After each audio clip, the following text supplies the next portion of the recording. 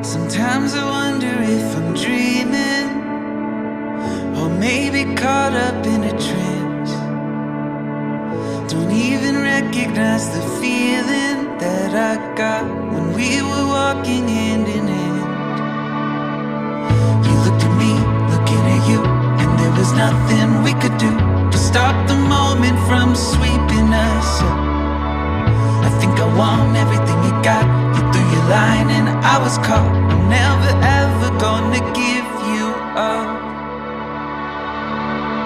Now you found me, darling, you found me. I could never break away. You're my secret, I'm gonna keep it. Forever I will stay. I want you to be, I want you to be, I want you to be my everyday. Kakilala kami ni Henry sa previous company. Parehas kami ng company na pinagtatrabahuan.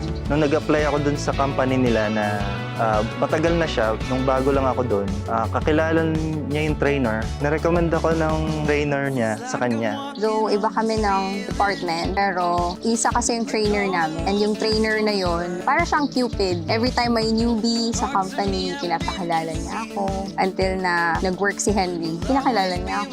Nag-decide akong pakasalan si Camille kasi okay ang personality niya, family-oriented. Nagustuhan niya yung hobby ko na travel and mountain climbing. Naging interested din siya sa photography. Talagang nag-click kami. Very close siya sa family ko. Especially sa parents ko. Parang nung first niyang nakilala, talagang kinilala niya talaga yung mommy ko kasi siya yung una kong nakilala ni Henry. Sabi nila mommy sa akin na, before mo yan sa hotel, kailangan makilala namin yan. Kailangan dalhin mo muna sa bahay. So siya yung unang-unang guy na pinakilala ko.